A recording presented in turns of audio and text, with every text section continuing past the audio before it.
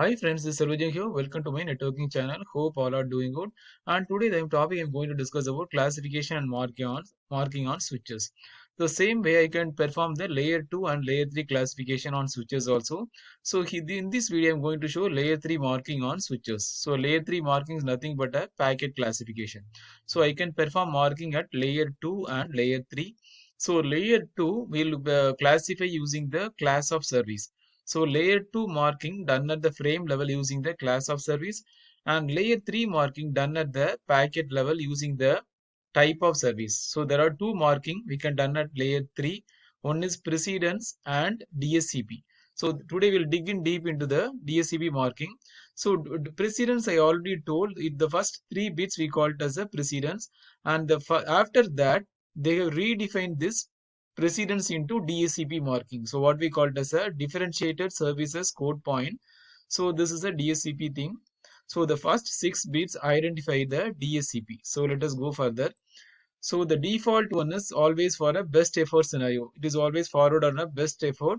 So normally the internet traffic will be always forward on a best effort with no QoS. So the default will be 000. And second thing is assured forwarding. So there are 4 classes in assured forwarding: class 1, class 2, class 3 and class 4.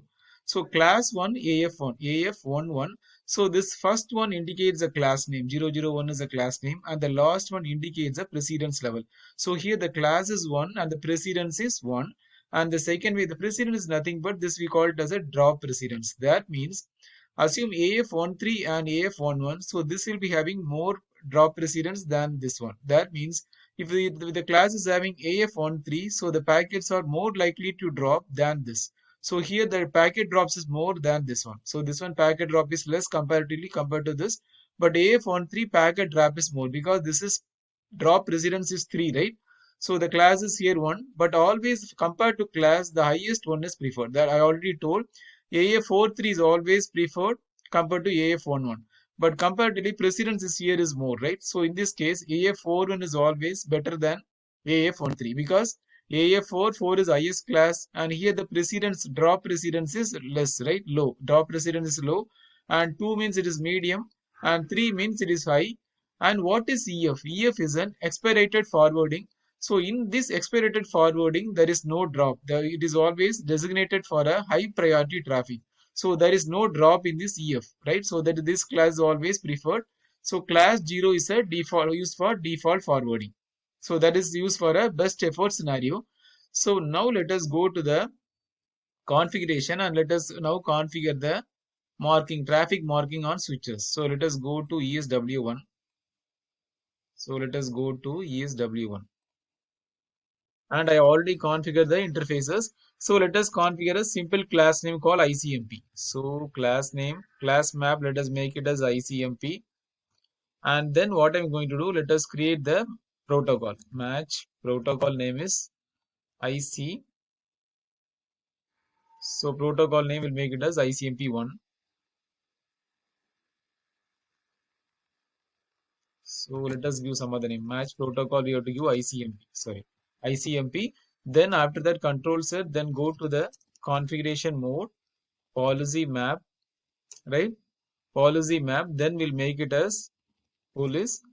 Then we'll map the class name. So class name is ICMP, right? So what we have created is ICMP.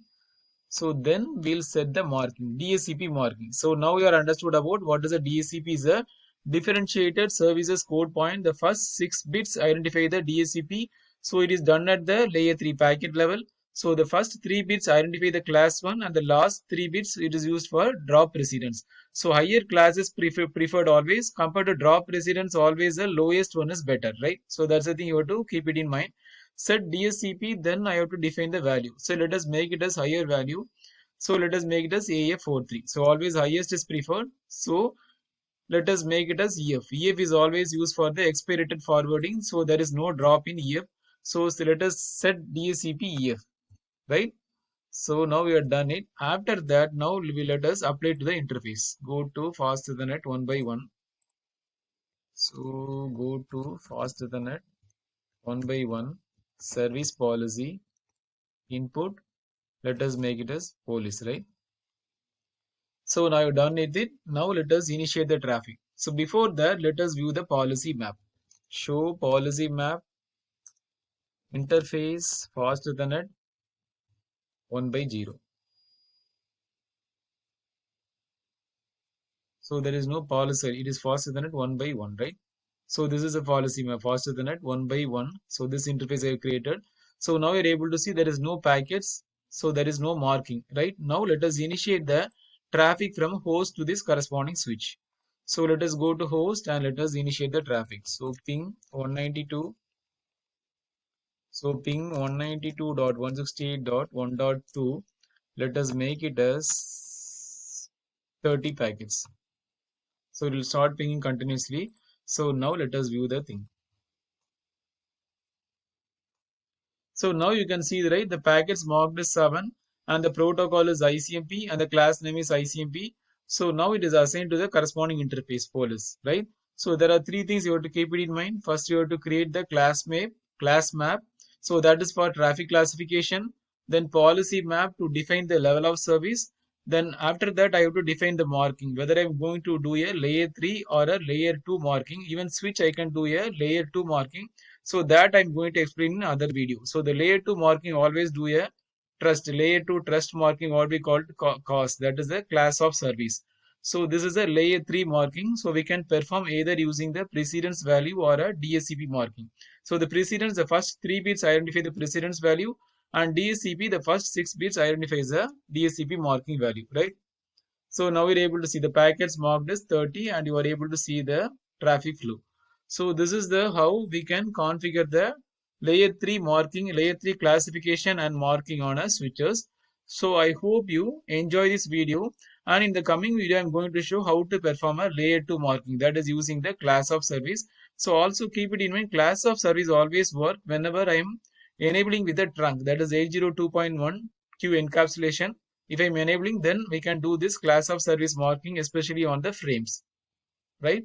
So I hope you enjoy this video. Thanks for watching. Please subscribe for more videos. Thanks and have a wonderful day. Thank you.